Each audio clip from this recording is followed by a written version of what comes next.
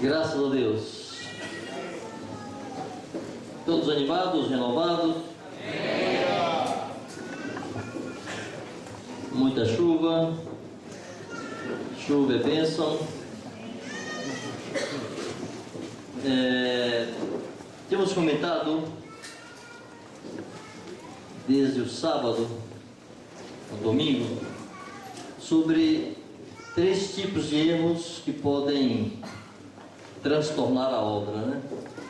Aí falávamos de erros de definição, de conceito, erros na estrutura e erros no coração. E chegamos a explorar alguns aspectos do primeiro ponto de erro no conceito. Aí falamos do propósito eterno, que é que define os rumos da obra. Tudo o que fazemos em termos de ministério está orientado por esse entendimento do propósito eterno de Deus. O que é que Deus quer, afinal, para o homem? Depois exploramos um outro aspecto, que é a ordem que Jesus nos deu. Como é importante ter isto bem conceituado, ter isto bem entendido, porque senão a obra fica diluída e termina que cada um faz o que dá na cabeça e faz qualquer coisa e prega assim o evangelho de salvação sem apresentar o senhorio de Jesus e o governo de Cristo. Importante entender então que a ordem que Jesus deu é que façamos discípulos. E aí exploramos um pouco sobre o que seriam discípulos, usamos algumas ilustrações, alguns exemplos de situações verdadeiras envolvendo a conversão de pessoas que de fato receberam o reino de Deus e se colocaram como discípulos de Jesus. E queríamos dar seguimento agora falando sobre a estratégia. Porque quando falamos do propósito eterno de Deus, falamos também que Deus estabeleceu uma estratégia para alcançar o seu propósito. E isso pode parecer também algo assim meio presunçoso, porque uma das coisas que mais se fala por aí afora, no meio evangélico, inclusive meio missionário principalmente, é as estratégias. E nós falamos que Deus tem uma estratégia para cumprir o seu propósito. E falamos que essa estratégia é o desenvolvimento do serviço dos santos. Mas nós temos respaldo bíblico para afirmar isto? Ou isto é uma invencionice, é um capricho de alguém que resolveu declarar isto? Nós temos como demonstrar na Escritura que de fato a estratégia de Deus é o desempenho ou desenvolvimento do serviço dos santos? Sim. E onde podemos encontrar isso? Vamos lá então para Efésios 4.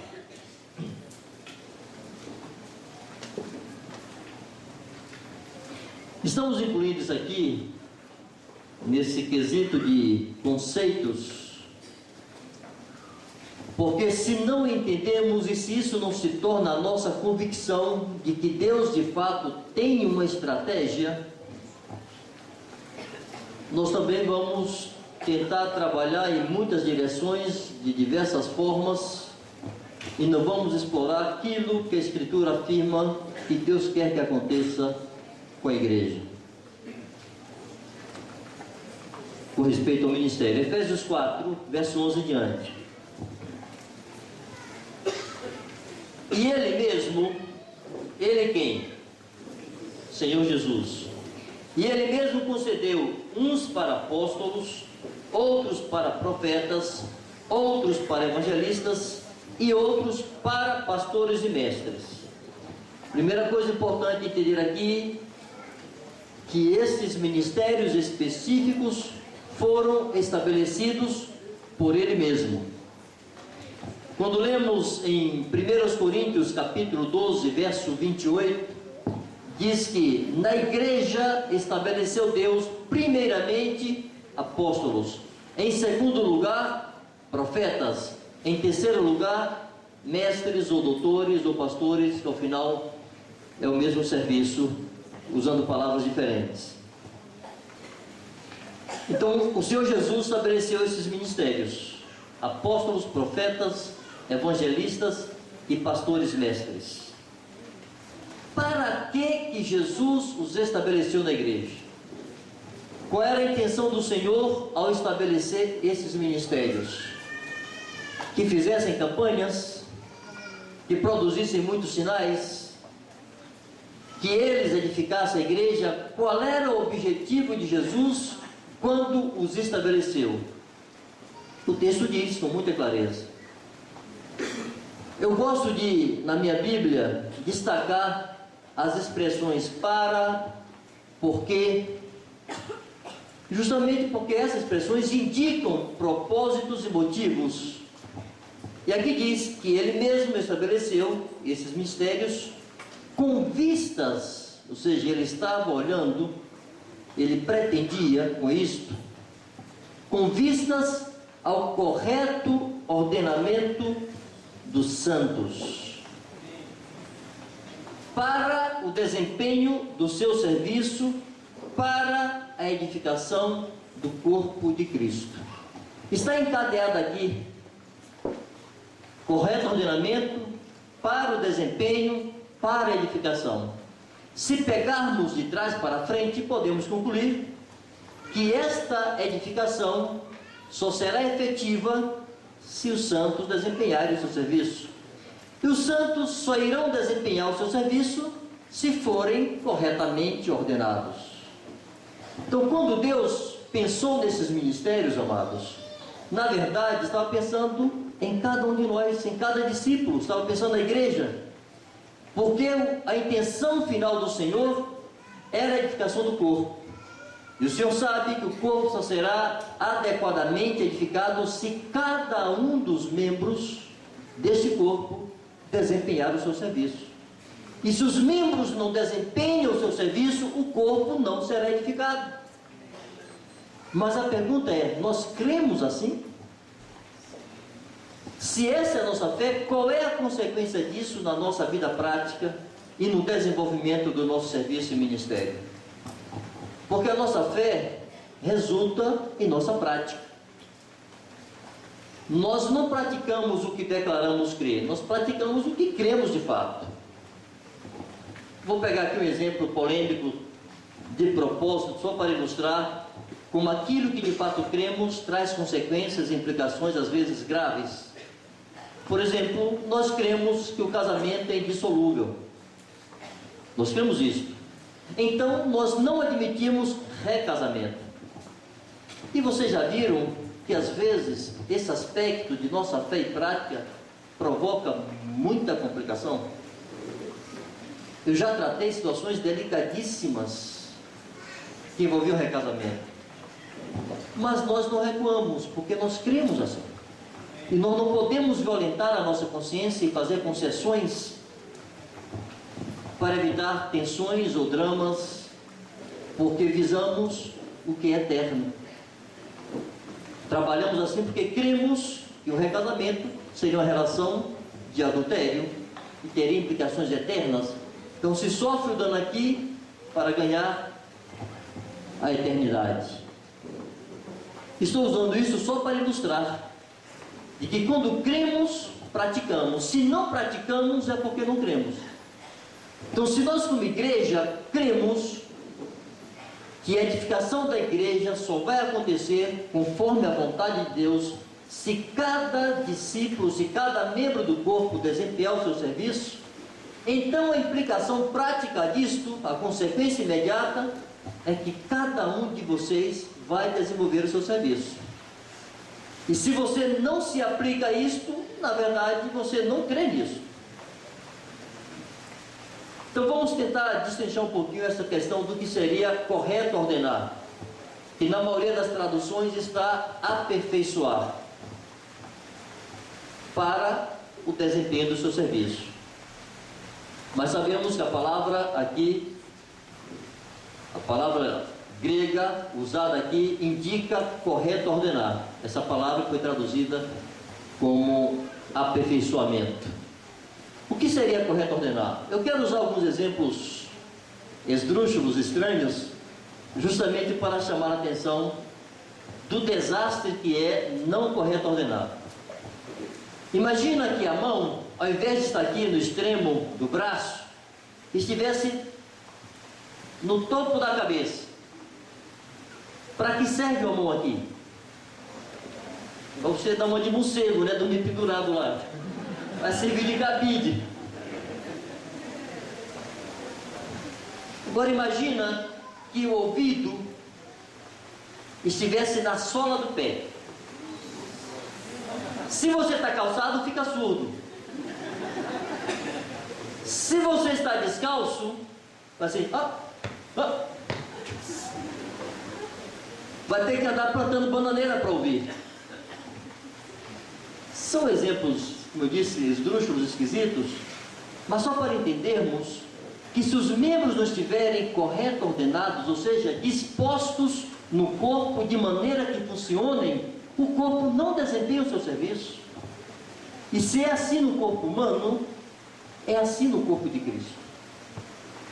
Então a função dos pastores, dos evangelistas, dos profetas e dos apóstolos é garantir que cada membro estará devidamente aconjuntado, ordenado no corpo, disposto no corpo, distribuído no corpo, de modo a poder desempenhar o seu serviço.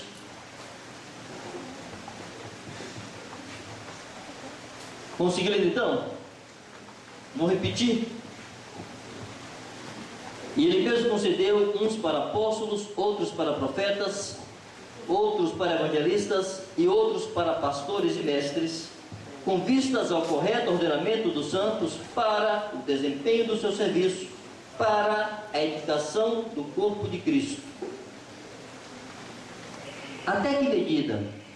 Até que todos, amados, não são alguns, todos cheguemos à unidade da fé e do pleno conhecimento do Filho de Deus, à perfeita varonilidade, à medida da estatura da plenitude de Cristo. Aqui Jesus, o Espírito Santo, estava inspirando o apóstolo a demonstrar e escrever como Deus quer que a sua igreja seja edificada, como Deus espera que a sua igreja seja edificada. Eu me lembro que depois de 10 anos de convertido, pela primeira vez eu ouvi alguém falar sobre 1 Pedro 2,9 e me causou um susto, porque eu já tinha lido a Bíblia muitas vezes e o Novo Testamento muitas vezes, mas aquela palavra nunca tinha me chamado a atenção, eu nunca tinha percebido a grandeza daquele texto. O que é que está escrito lá em 1 Pedro 2,9? Vós, porém, sacerdócio real, nação santa, povo de propriedade exclusiva de Deus, a fim de proclamar as virtudes daquele que nos chamou das trevas para a sua maravilhosa luz. Vocês percebem a grandeza disso? Pedro primeiro está falando daquilo que nós somos para o Senhor. Diz, vocês são raça eleita, vocês são sacerdócio real, vocês são a nação santa, separada para Deus, um povo de propriedade exclusiva de Deus. Para quê? Para proclamar as virtudes dele. Se nós não proclamamos as suas virtudes, para que temos que ser um reino de sacerdotes? Se nós não anunciamos as virtudes de Deus, se nós não anunciamos o reino de Deus. Nós falamos que a estratégia de Deus é o desenvolvimento do serviço ou o desenvolvimento do sacerdócio dos santos. É importante, amados, que nós entendamos o que é um sacerdote. Nós vamos seguir aqui nesse texto de Efésios 4, vamos tentar trabalhar com ele até o verso 16, mas vamos pensando alguns aspectos importantes aqui no caminho. se a estratégia de Deus é o desempenho do serviço dos santos ou do sacerdócio dos santos, e se nós cremos que nós somos um reino de sacerdotes e que todo sacerdote tem algo a fazer, não existe na casa de Deus, na igreja de Deus, lugar para o discípulo sentadinho na cadeira para ouvir bons sermões. Não existe isso. Por causa disso, não vemos necessidade, por exemplo, de fazermos cultos evangelísticos ou encontros evangelísticos, porque nós descansamos e cremos que cada um de vocês estará pregando e anunciando o evangelho onde quer que se encontre, estará exercendo o seu sacerdócio. Lá em Salvador nunca fizemos uma única reunião evangelística. São quase 3.000 discípulos. Ganhos assim, um. Cada santo anunciando o reino para uma pessoa, para um amigo, para uma amiga, para um desconhecido, enfim, nas situações naturais da vida. E vamos tentar usar aqui algumas ilustrações que historicamente serviram para nos inspirar e animar nessa direção. Mas vamos nos deter agora um pouco na definição do que é um sacerdote. Há alguns textos que nos orientam nisso. Primeiro, Hebreus capítulo 5.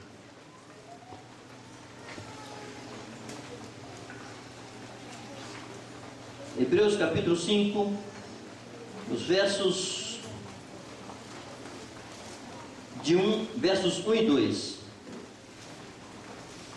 Embora aqui esteja falando especificamente de sumo sacerdote, porque está comparando o sacerdócio levítico com o sacerdócio de Jesus, e apresentando Jesus como sumo sacerdote, e o apóstolo está argumentando para judeus a respeito do sacerdócio de Jesus, mas essa palavra se aplica a qualquer sacerdote, não necessariamente um sumo sacerdote.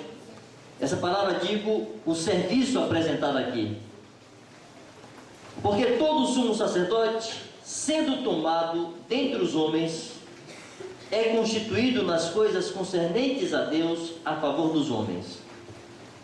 Veja bem, o sacerdote, ele é tomado dentre os homens.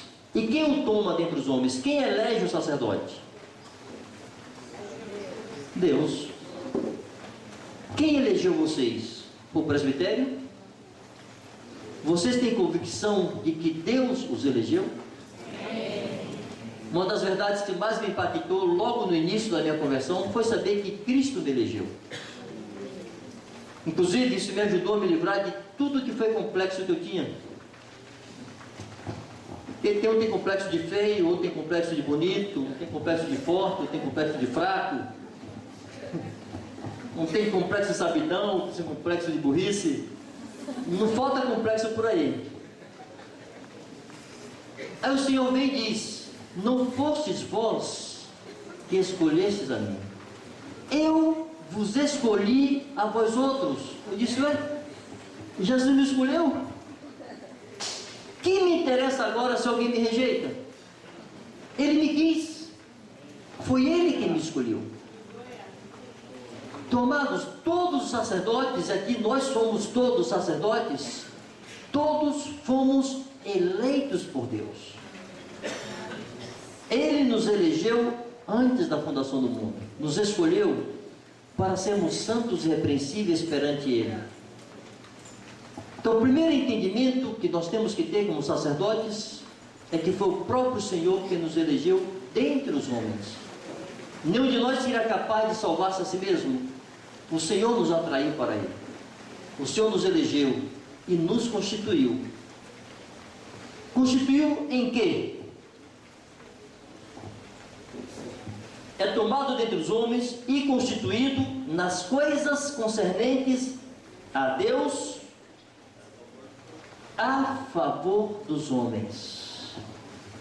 Ou seja, Deus separou os sacerdotes dentre os homens para que esses sacerdotes pudessem cooperar com Deus no resgate dos homens. Que ele estivesse tratando das coisas concernentes a Deus em favor dos homens ou a favor dos homens, para oferecer assim dons como sacrifícios pelos pecados, incapaz de condoer-se dos ignorantes e dos que erram, pois também ele mesmo está rodeado de fraquezas. Se nós pegarmos o Velho Testamento para vermos o que fazia um sacerdote, uma das coisas principais que um sacerdote fazia era oferecer culto a Deus, era adorar a Deus.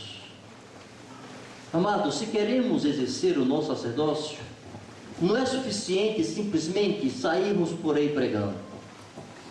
Há que ter tempo para Deus. Porque como você vai falar de Deus para os homens, se você não gasta tempo para conhecer esse Deus e para receber desse Deus? Que vou eu apresentar aos homens sobre Deus se eu próprio não o conheço? Se eu não o busco? Se eu não me detenho para contemplá-lo, para admirá-lo, para cultuá-lo, para adorá-lo, para escutá-lo? Houve um homem chamado A.W. Tozer, que ele dizia o seguinte: ninguém deveria se atrever a falar de Deus aos homens sem antes gastar muito tempo falando dos homens a Deus. Ou seja, um sacerdote, ele vai estar com Deus, ele vai falar com Deus, e vai falar com Deus a favor dos homens, ele vai interceder pelos homens. Você tem vizinhos, tem amigos, tem colegas? Apresente-os a Deus. Porque se você não fizer, dificilmente outra pessoa estará fazendo. Aquelas pessoas que Deus coloca em teu caminho, com quem você tem relacionamento, com quem você tem algum vínculo, Deus te coloca como responsável por ela, diante dele. Uma das coisas que mais impactou meu coração, lá no norte da África, quando eu comecei a me relacionar com algumas pessoas, e descobri que muitas daquelas pessoas nunca haviam conhecido um cristão. Nunca tinham visto um cristão, não sabiam o que era um cristão. E se eles não conheciam os cristãos, então naturalmente nenhum cristão os conhecia. E quando eu fui orar por alguns deles, o que o Espírito Santo colocou em meu coração foi o seguinte: o nome dessa pessoa nunca foi apresentado diante de Deus. Faça-o. É a primeira vez que esse nome é citado na presença de Deus. Amados, estamos cercados de gente que muito raramente tem os seus nomes citados para Deus. Você os conhece? Apresente-os a Deus. Lembre-se deles diante de Deus. Ofereça intercessões. Seriam nossos sacrifícios hoje? Os sacerdotes do passado ofereciam animais em sacrifícios para que Deus perdoasse aquelas pessoas que pecavam. Deus já fez o seu sacrifício pleno, dando-nos Jesus. Jesus é o sacrifício, Jesus é o sumo sacerdote.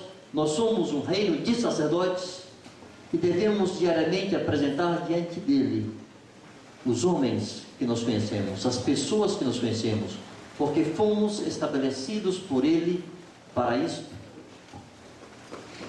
Então o sacerdote deve cultuar a Deus, adorar a Deus, gastar tempo com Deus. Segundo, o sacerdote deve interceder pelos homens diante de Deus. E terceiro, o sacerdote deve falar de Deus aos homens. Malaquias, capítulo 2, verso 7. Porque os lábios do sacerdote devem guardar o conhecimento, e da sua boca devem os homens procurar a instrução, porque ele é mensageiro do Senhor dos Exércitos. Na igreja não tem mais uma casta sacerdotal, e o povo e os leigos, todos são sacerdotes. Espera-se que dos lábios do sacerdote saia o conhecimento de Deus, porque o povo espera do sacerdote respostas de Deus, espera ser instruído nas coisas concernentes a Deus. Então, amados, quando a palavra de Deus diz que nós somos um reino e sacerdotes, nós precisamos ser tomados dessa convicção de que Deus nos separou e Ele nos estabeleceu diante dele em favor dos homens. Ouvir de Deus e levar os homens, ouvir os homens e clamar a Deus em favor deles. Esse é o serviço do sacerdote entre Deus e os homens. Não mais para salvar, no nosso caso, mas senão apenas para anunciar a Deus, falar de Deus aos homens, interceder pelos homens diante de Deus. Eu me lembro que quando eu comecei a ouvir sobre essas coisas, que nós éramos um reino de sacerdotes e que todos deveriam exercer o seu serviço, todos poderiam pregar o Evangelho, esse texto de 1 Pedro saltou meus olhos, revolucionou meu coração e meu entendimento. E naquela ocasião eu ouvi uma ilustraçãozinha que me pareceu muito interessante. A pessoa dizia assim: havia 2 amigos. Um deles foi para um seminário, 2 amigos cristãos, discípulos de Jesus. Um foi para o seminário estudar teologia, etc e tal, e outro se meteu com um povo estranho que anda falando aí fazer discípulos. Aí lá um dia os dois se encontram. Um ano depois aí, o outro já formado, já pastor, etc. Se encontram os dois e o pregador pergunta para o outro lá, disse: e aí, meu irmão, como é que está a obra? Está caminhando, está indo bem, mas quantas vidas você já ganhou esse ano? Só eu ganhei um discípulo. Disse: é, meu irmão, tem que orar mais. Eu fiz a campanha e o Senhor nos deu 100 vidas. Amém. Aí no ano seguinte se encontra de novo. A mesma conversa, a mesma pergunta. Disse: e então, como foi esse ano? Eu e meu discípulo, cada um ganhamos mais um. Então agora nós somos 4. Está faltando um são. Ganhamos mais 100, somos 200. Aí vamos para encurtar a história, vamos aqui fazendo só a projeção. Terceiro ano, aqui 300 e aqui 8. Quarto ano, 400, 16, 500, 32, 600, 64, 700, 128, 800, 256. É isso?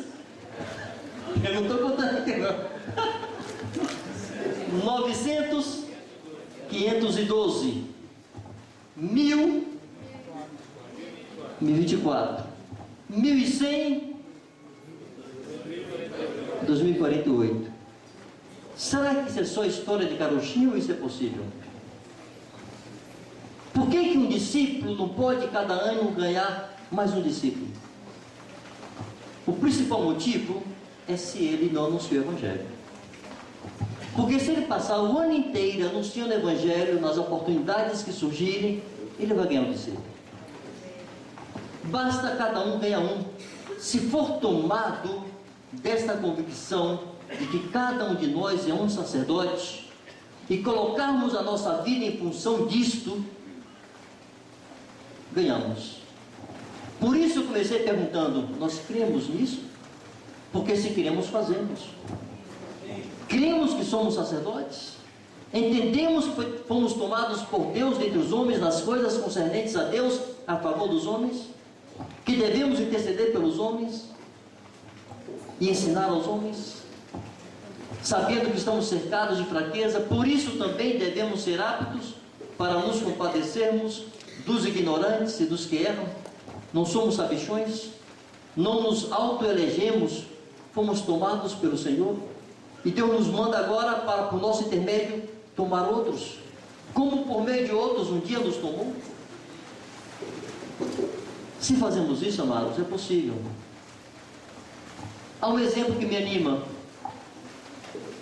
e eu me lembro disto sempre com dobrada esperança, porque arrefecemos o ritmo, mas podemos resgatá-lo, porque já vivemos isso. Vocês sabem quantos discípulos havia em Salvador em 1983? Segundo me contam os antigos. Não, havia 25 discípulos em 83. 25 discípulos. E sabe quantos discípulos havia em 1993, 10 anos depois? 1000.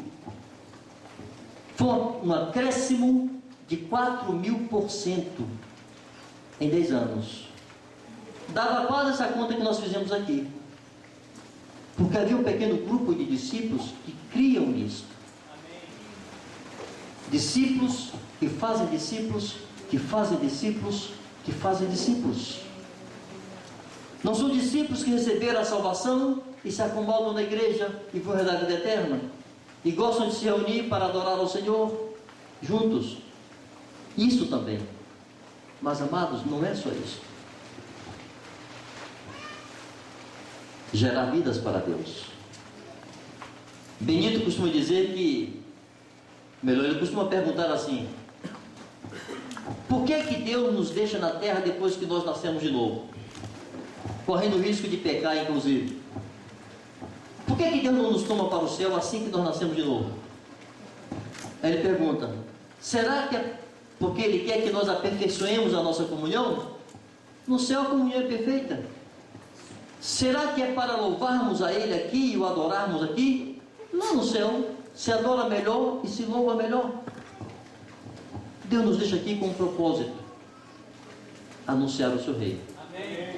Vós, porém, sois raça eleita, sacerdócio real, nação santa, povo de propriedade exclusiva de Deus, a fim de proclamar.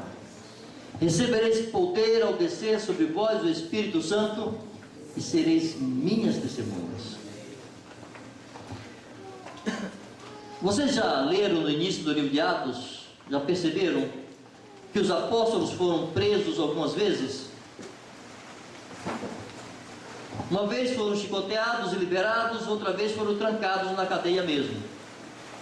Aí vai lá um anjo e os livra da prisão, milagrosamente.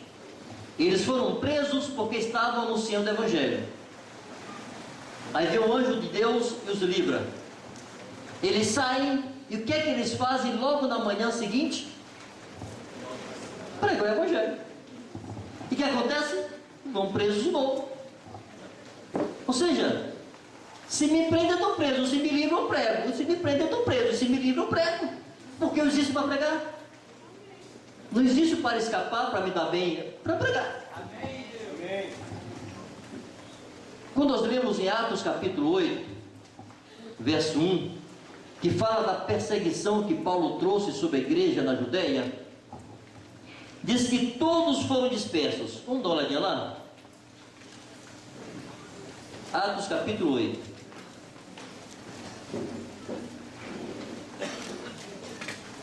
Verso 1.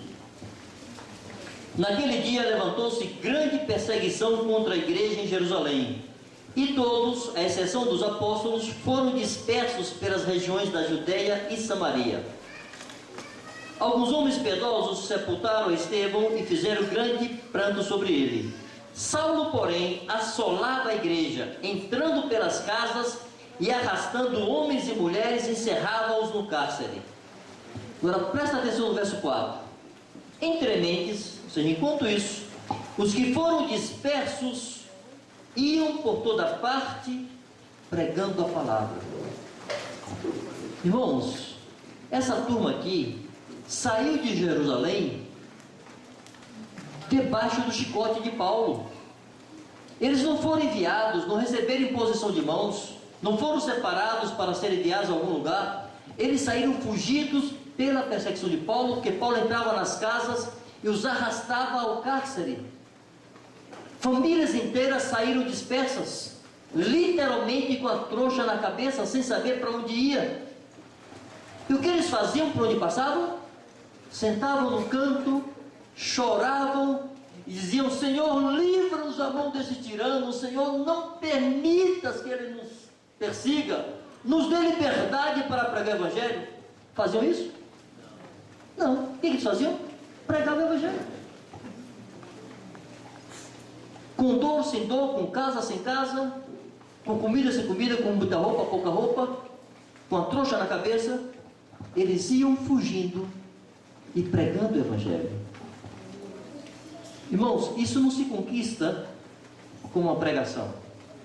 Não tenho nenhuma esperança nisso. Isso é um negócio que o Espírito Santo produz, de revelação, de impacto em nosso espírito, em nossa consciência. E vamos adquirir isso buscando a Deus, sozinhos e em grupo. Diz: Senhor, concede-nos isso. Enche-nos deste poder celestial que nos impulsiona a pregar o Evangelho em toda e qualquer situação. Quando avançamos mais aqui no livro de Atos, chegamos no capítulo 11, no verso 19 em diante, diz assim: então os que foram dispersos por causa da tribulação que sobreveio a Estevão se espalharam até a Fenícia, Chipre e Antioquia, não anunciando a ninguém a palavra, senão somente aos judeus. Alguns deles, porém, que eram de Chipre e de Cirene, e que foram até Antioquia, falavam também aos gregos, anunciando-lhes o Evangelho do Senhor Jesus. A mão do Senhor estava com eles, e muitos crendo se converteram ao Senhor. A notícia a respeito deles chegou aos ouvidos da igreja que estava em Jerusalém, e enviaram Barnabé até Antioquia. Eles foram andando, e onde chegavam, pregar o Evangelho. E andaram tanto que chegaram lá em Antioquia, na Síria. Que fizeram quando chegaram lá? A princípio, alguns pregavam só para judeus, mas outros, que eram de Chipre, começaram a pregar também para os gregos. E houve conversões de gregos e de judeus. Irmãos, houve tanta conversão, tanta gente se converteu, que chegou aos ouvidos dos apóstolos.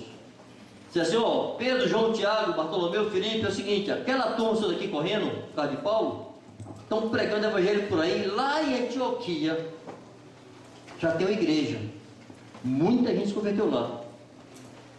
Os apóstolos disseram: ah, é? Tá bom, então vamos mandar Barnabé lá para ajudá-los. Eu quero destacar: não foram missionários enviados, não receberam imposição de mãos, não foram separados e enviados a pregar. Eles sabiam, como discípulos que eram, que existiam para isso. E não importando as circunstâncias que os cercavam naquela situação, pregavam o Evangelho. Dos lábios do sacerdote, o povo espera obter conhecimento de Deus, como está lá em Malaquias 2. Então somos um reino de sacerdotes. Saiamos a anunciar o reino de nosso Deus. Voltamos a Efésios, capítulo 4. O outro aspecto do exercício do sacerdócio, ou da estratégia, é a edificação nas juntas e ligamentos. Nós falamos isso, no nosso ensino dissemos isso, que o serviço dos santos, o serviço comum a todos os santos, consiste em ser testemunho e proclamador e edificar nas juntas e ligamentos. E há respaldo para isso? Já lemos no verso 12, que fala que com correto ordenamento os santos podem desempenhar o seu serviço e podem edificar o corpo, ou seja, o corpo será edificado, até que todos cheguemos à unidade da fé e do pleno conhecimento do Filho de Deus, à perfeita varonilidade, à medida da estatura da plenitude de Cristo. Para quê? Para que no mais sejamos como meninos agitados de um lado para o outro e levados ao redor por todo o vento de doutrina, pela artimanha dos homens, pela astúcia com que induzem ao erro. Me permito dizer algumas coisas que talvez não sejam politicamente corretas, mas necessárias à Igreja de Deus. Se eu exagerar, os pastores aqui depois me corrigem e ajudam vocês a filtrarem isso. Há um sofisma no meio cristão e evangélico, que diz assim: nós não podemos julgar os irmãos. Em parte é certo. Jesus, em Mateus 7, fala sobre isso. Não julgueis, para que não sejais julgados. Mas ainda em Mateus 7, Jesus diz assim: guardai-vos dos falsos profetas, e pelos frutos os conhecereis. Jesus advertia que há muita coisa errada e falsa sendo ensinada por aí. E uma maneira de identificar é pelo fruto, pelo que fazem, pelo que ensinam. E Jesus disse que alguns desses, naquele dia, dirão para ele: Senhor, em teu nome fizemos muitos milagres, curamos enfermos, profetizamos, expulsamos demônios. E Jesus diz que ele mesmo, o Senhor, lhes dirá explicitamente: eu nunca vos conheci, apartai-vos de mim, vós que praticais a iniquidade. Ou seja, há o risco, colocado pelo próprio Senhor Jesus, de pessoas que expulsam demônios, fazem milagres, profetizam, curam enfermos e vão para o inferno. Aí Paulo aqui diz o seguinte: esse corpo deve estar amadurecido, este corpo deve estar unido, até que todos cheguem à unidade da fé e do pleno conhecimento de Filho de Deus, a sermos homens perfeitos, a ser um homem perfeito. Para quê? Para que no mais sejamos levados de um lado para outro por todo vento de doutrina.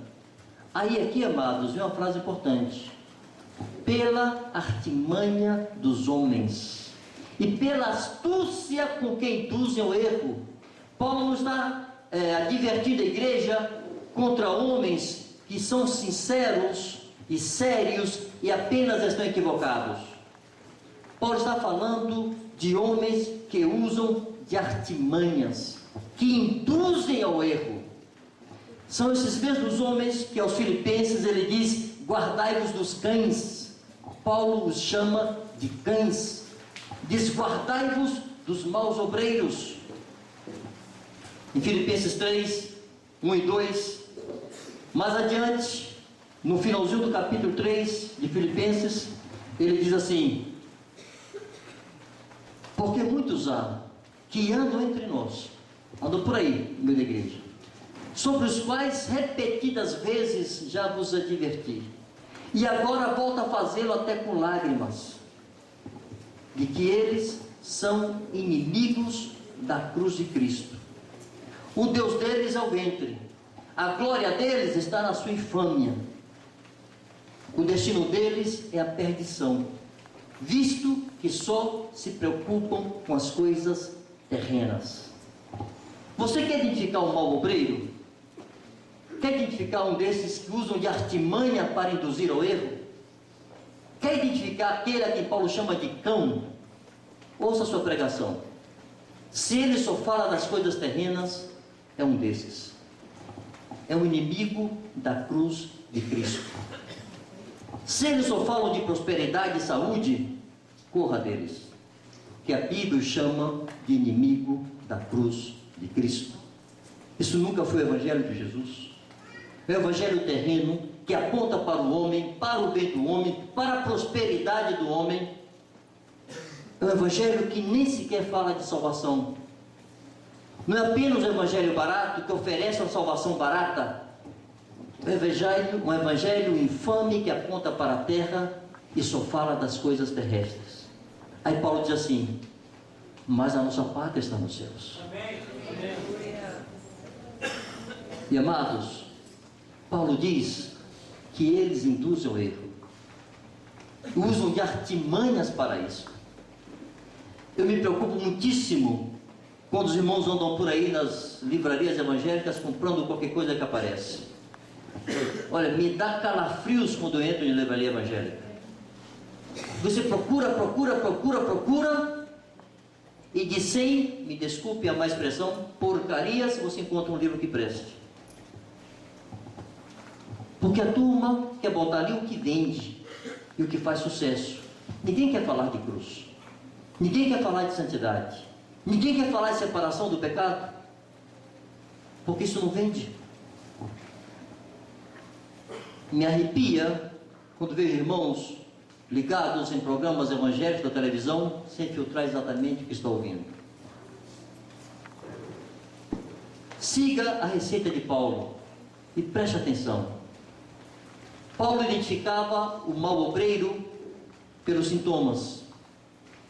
Ele aqui em Filipenses lista alguns. Ele diz: só falo das coisas terrenas. O Deus deles é o ventre. Ou seja, venha para mim. Prosperam e prosperam e prosperam. Pedro, 2 Pedro capítulo 2, como Pedro se classifica?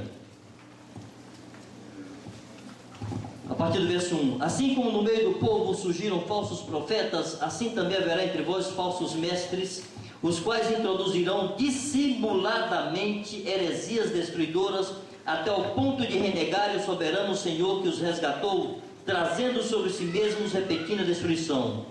E muitos seguirão as suas práticas libertinas, e por causa deles será infamado o caminho da verdade. Também, movidos por avareza, farão comércio de vós, com palavras fictícias. Comércio de vós. Isso está na moda no meio cristão e evangélico. Desculpem a manifestação de indignação, mas esse negócio me anda atravessado na garganta. E eu creio que a igreja precisa ser advertida contra isso. Não saímos por aí fazendo comercial em qualquer lado, mas aqueles que estão sob o nosso cuidado, entendemos que é necessário adverti-los. Bom, então no verso 15, ele segue dizendo assim: mas, seguindo a verdade em amor, cresçamos em tudo naquele que é o cabeça, Cristo.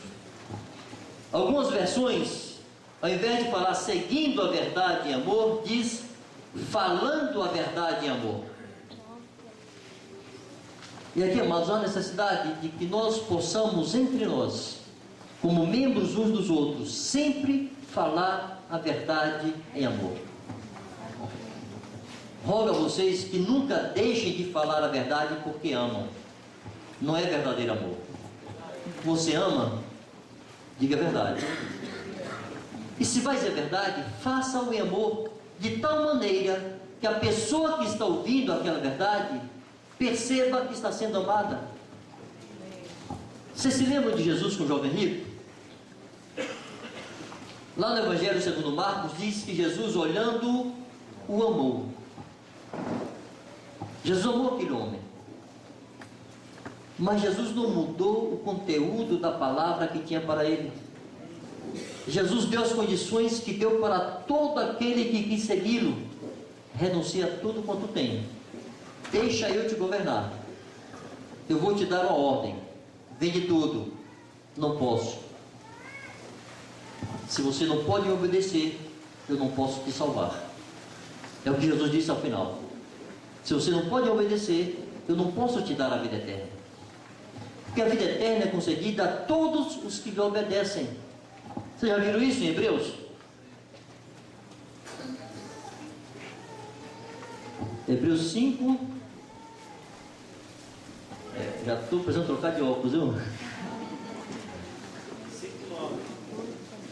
Hebreus 5:9. E tendo sido aperfeiçoado, tornou-se o autor da salvação eterna para todos os que lhe obedecem. Obedecer a Cristo é condição para ser salvo. Se Ele não pode me governar, Ele não pode me salvar. Mas, amados, Jesus disse aquilo para aquele homem com todo o amor. Mas disse, aquele homem sentiu-se amado. A expressão de Jesus e a forma como Jesus se dirigiu a ele evidenciava tão claramente o seu amor que os que testemunharam aquele episódio perceberam isso. Jesus não disse para os discípulos assim: olha, eu estou amando ele, viu? Presta atenção, eu estou amando ele. Não disse isso. Mas ele se conduziu e se comportou de tal forma que todos perceberam que havia compaixão, havia amor, mas a verdade foi dita. Você vai tratar com seu irmão? Ame-o, compadeça-se, expresse essa compaixão e esse amor e diga toda a verdade. Não diga na base do desaforo, não. Diga amor, mas diga tudo. Porque quando seguimos ou quando falamos a verdade e amor, crescemos em tudo naquele que é o cabeça Cristo. Não fica espaço para más interpretações, para dúvidas, porque toda a verdade foi dita. Crescemos em tudo naquele que é o cabeça Cristo, de quem todo o corpo, não fica ninguém fora, é todo o corpo, bem ajustado e consolidado, pelo auxílio de todas as juntas, ou de toda a junta, segundo a justa cooperação de cada parte, efetua o seu próprio aumento para a edificação de si mesmo em amor. Vocês percebem as expressões totalitárias, absolutas de Paulo aqui? Ele diz, toda junta, segundo, primeiro fala todo o corpo, auxílio de toda junta, segundo a justa cooperação de cada parte, efetua o seu próprio aumento para a edificação de si mesmo em amor. Ninguém fica fora, amados. Para a edificação mútua, ninguém fica fora. Todos são capazes de edificar. Todos ouvem a Deus. Você não precisa ter um super dom, ter muitíssima graça para edificar. Quantas vezes sou edificado por palavras tão simples? Quantas vezes sou abençoado por gente que nem sabe que está me edificando, abençoando? Não se exclua da graça de repartir o depósito que Deus colocou em você. Não enterra o teu talentozinho. Só tem um, reparte um. Se tem dois, dois. Se tem cinco, cinco. Mas aquilo que Deus depositou em você, faça isso multiplicar. Deus não nos chamou para sermos banqueiros e guardar riquezas. Deus nos chamou para sermos despenseiros e repartir. A riqueza que Ele nos dá, a graça e os dons que Ele deposita em nós, é para serem repartidos. O pão da vida nos foi dado para que nós o repartamos, não para que o guardemos, senão vai criar bolor, né? Repartir e saciar a muitos. Naturalmente que é uma medida de graça e, portanto, uma medida de serviço diferenciada.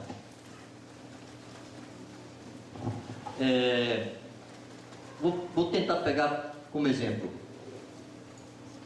Imagine, não sei se tivesse alguma coisa aqui graduada para ilustrar, seria melhor, mas deixa quieto. Imagine que alguém, assim, tipo uma escala. Eu vou usar aquele negócio lá em cima ali para ilustrar.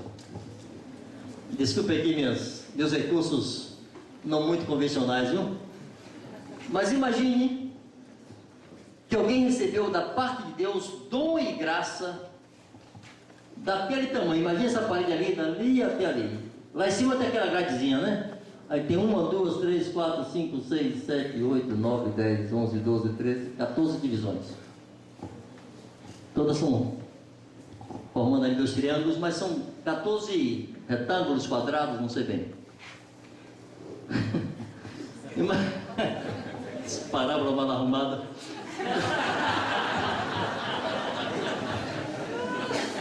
Mas imagine que alguém recebeu esse tamanho todo aí de dom e graça para servir a Deus. Mas ao invés de usar tudo, ele usou só 13. Ficou faltando só uma fraçãozinha daquela ali. Mas olha o tamanho do serviço que ele desempenhou. Aí vem alguém e não recebe 14. Recebe só duas, as duas primeirinhas ali.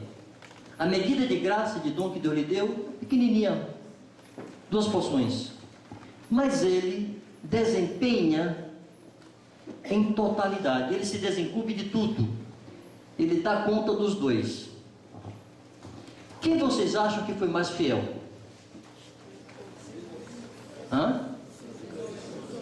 Mas qual é o serviço mais percebido?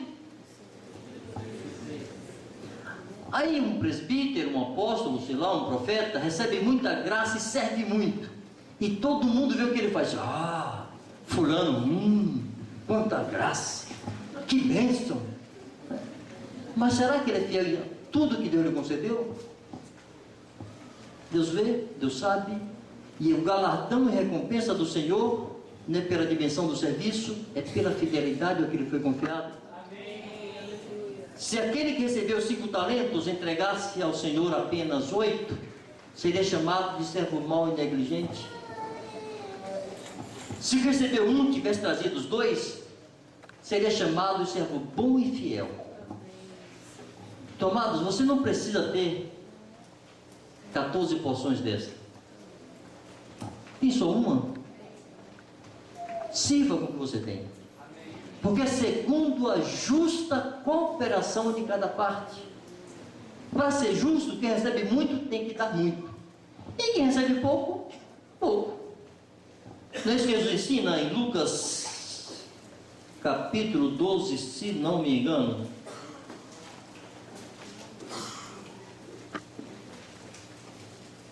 Lucas 12, verso 48, lá no finalzinho, a última parte. Mas aquele a quem muito foi dado, muito lhe será exigido. E aquele a quem muito se confia, muito mais lhe pedirão.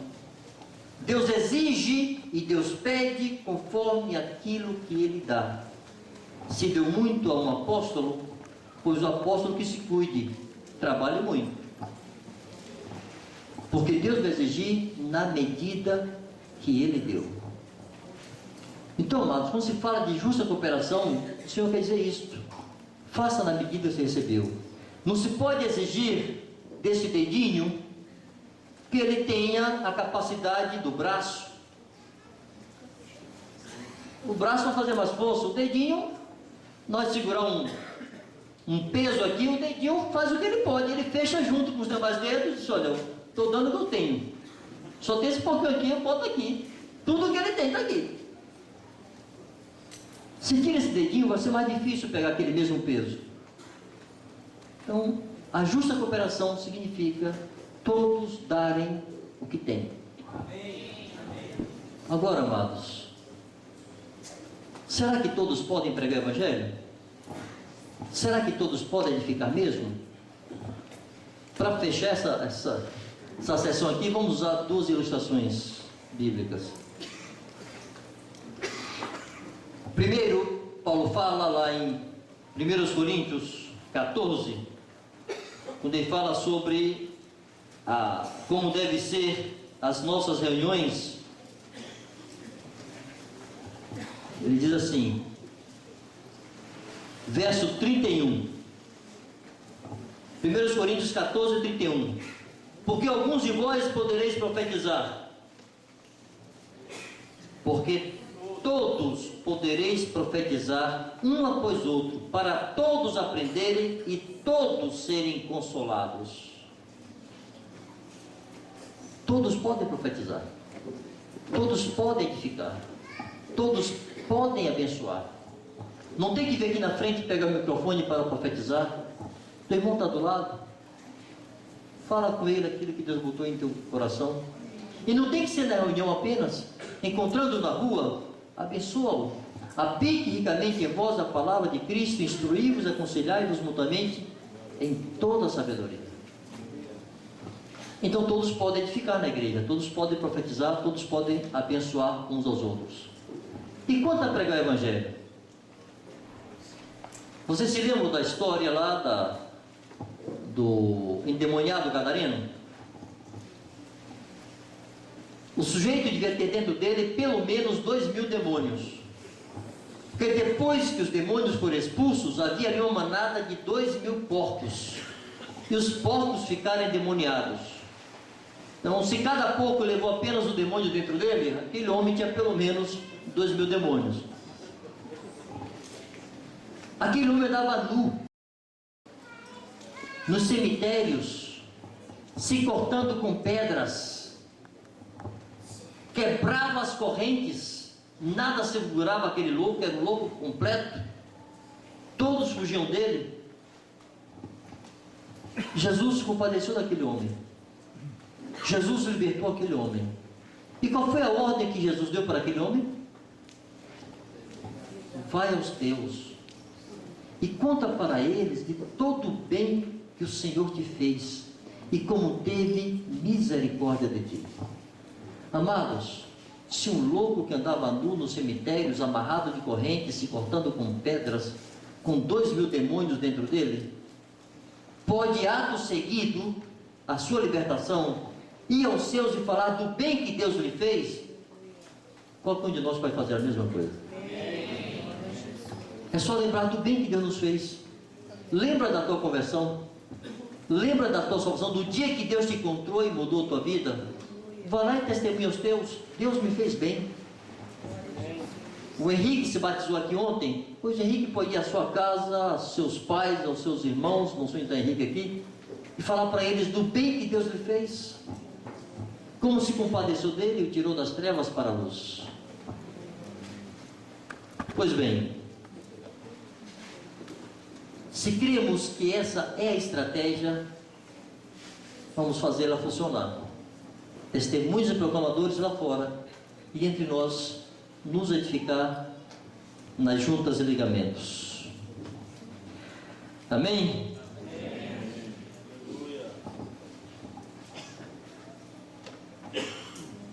Pois bem, até que horas eu vou aqui hoje?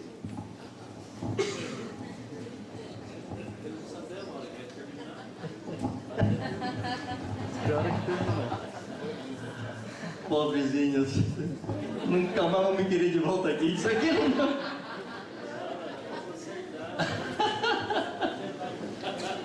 Vocês começaram a dormir aí, eu termino. Oh, Jesus. Fica tranquilo, que se alguém cair aqui, vai cair na cadeira.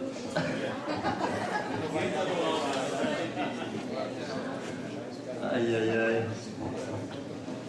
Pois bem. Coisa boa, hein? Olha, vocês têm um rebanho da melhor qualidade, viu? Ovelhas amáveis, tranquilas, não reclamam. Me presta alguns aí para levar lá para sua. Que ordem aqui, estou ordem. Amém. Bom, é possível alguém crer em todas essas coisas, mas ter uma estrutura que não comporta esse ensino? É possível, muita gente tentou e não funciona. É o que Jesus chama de pegar vinho novo e colocar em odre velho. Você anunciar o Evangelho do Reino de Deus, você crer e ensinar que a ordem que Jesus deu é que façamos discípulos e não apenas convertidos.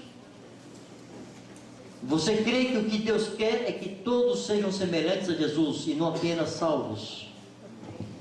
Você crê que todos são sacerdotes e não apenas crentes e ouvidores de bons sermões.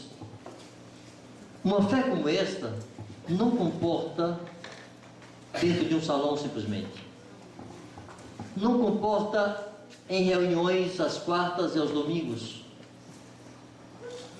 Uma fé como essa precisa de um ambiente e de estrutura que permita que os santos desempenhem o seu serviço, que todos exerçam o seu sacerdócio, que todos sejam conhecidos, sejam supervisionados, que aqueles que estão sobre os irmãos possam identificar quem funciona, quem não funciona. Senão, como vai correto ordenar o corpo? Como é que eu vou saber no meio de uma multidão dessa quem está funcionando e quem não está funcionando na junta e ligamento? Como vou saber? Impossível. Mas nós temos grupos pequenos nas casas, então o líder pode saber: olha, fulano aqui não está vinculado a ninguém. Por quê? Bom, como vinculado. Bom, fulano e ciclano ali não estão funcionando. São companheiros, mas não oram juntos, não saem para pregar, não fazem discípulos juntos, não se aconselham. Isso aqui está só de fachada, vamos trocar essa junta aqui e emendar de outro lado. Ou dá uma massagem para ver se funciona, né? Ou seja, Em grandes reuniões,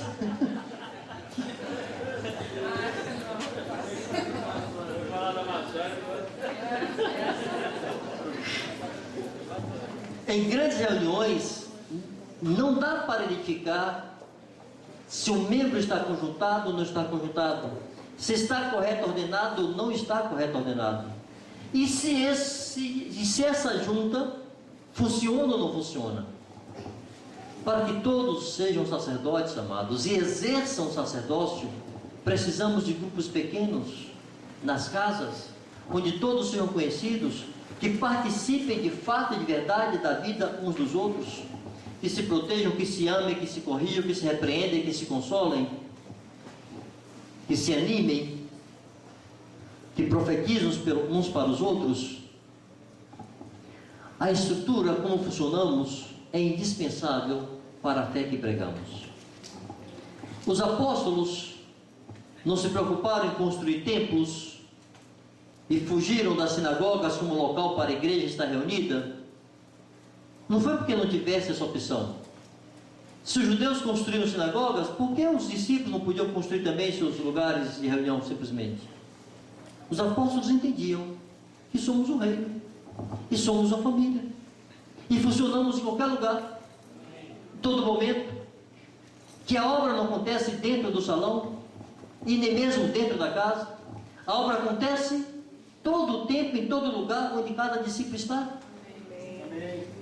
Amados, é um reino, é uma família, não é um clube, não é uma associação, não é uma religião, é um reino de sacerdotes.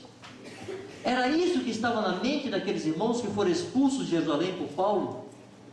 Eu sou sacerdote em Jerusalém ou em Antioquia, na Judéia ou em Samaria, onde estiver, sou sacerdote.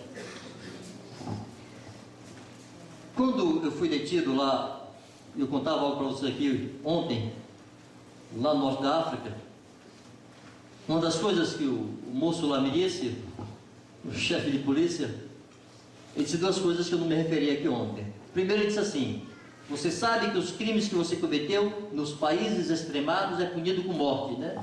Sei. Mas nós só estamos expulsando você. Obrigado.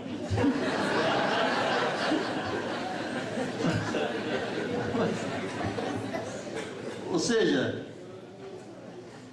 o que é que ele quis dizer? Nós estamos falando sério. Não venha perturbar a nossa vida aqui não. E depois ele disse: você não tem que falar nada para ninguém. Disse: amigo, eu não posso deixar de falar das coisas que tenho visto e ouvido. Simplesmente não posso. Nas oportunidades que tiver, eu vou falar do que eu creio. Seja no Brasil, seja no norte da África, gaguejando sem saber falar direito o idioma. E essa conversa aqui eu reporto para vocês assim muito fluentemente, mas lá era complicado. O meu árabe não flui assim. A conversa era comprida, era com muita gesticulação, com muita mímica e metendo o francês pelo meio, ia tentando me explicar. Mas não importa, aqui ou lá, eu sou sacerdote. A minha vocação não é ser pastor, é ser discípulo e sacerdote. A minha vocação é para fazer discípulos. Eu já trabalhei em indústria petroquímica, indústria metalúrgica, já fui diácono, era pastor em Salvador, fui mandado para lá, e lá eu não era pastor, voltei para cá, sou pastor de novo. Mas onde quer que eu estivesse ou eu estive, não importando o que eu fazia profissionalmente, há uma coisa que nunca se separou de mim: um sacerdote para proclamar as virtudes daquele que me tirou das trevas para a luz, anunciar o reino de Deus. Amém? Amém. Então, retornando à estrutura, o serviço dos santos não acontece nas grandes reuniões, fora delas, nas pequenas reuniões das casas e nas ruas. Tudo acontece nas ruas e nas casas. Se temos um local para reunir, que bom que temos, mas ali não é o centro de nossa obra, ministério e serviço. É um salão, só isso. Não é um lugar santo, não é o templo do Senhor. a um salão. A gente pode fazer uma reunião de uma hora e na outra hora pode brincar, jogar bola, sei lá o que mais. O templo santo somos nós, você e eu. Deus habita aqui, não habita aqui nesse salão, habita nos seus santos. Então, é impossível ter esta fé sem uma estrutura que corresponda, que permita que essas verdades sejam praticadas, que permita que os santos sejam supervisionados, sejam corretos ordenados e se identifique se de fato estão corretos ordenados ou não, se estão funcionando ou não. Isso não pode ser em uma obra de massa e com grandes multidões. Não sei se vocês se lembram da história que eu contei aqui, das muitas histórias que eu contei, de um retiro que estive em 2001, retiro de pastores, da turma ligada aos irmãos da Argentina, etc. E que um daqueles pastores, que no início creu nessas coisas, ensinou essas coisas, pregou essas coisas, andou com quem pregava e ensinava essas coisas, e quando ele descobriu que o que se queria fazer ali, no início dos anos 2000, era mais ou menos um resgate daquilo que se fez nos anos 80, ele disse: olha, eu estou fora, para mim está muito bem aqui, aquilo foi um sonho, foi uma utopia, já passou, eu vou fazer o que estou fazendo. Mas ele continua pregando coisas parecidas, mas está pregando para as massas. Pode haver na sua pregação o conteúdo do Evangelho do Reino, pode haver na sua pregação o mesmo conteúdo que há na nossa, sobre o propósito eterno de Deus, mas como tornar isso efetivo no meio de uma massa? É impossível. Grupos pequenos, juntas e ligamentos, uma estrutura que permita que cada santo desempenhe o seu serviço.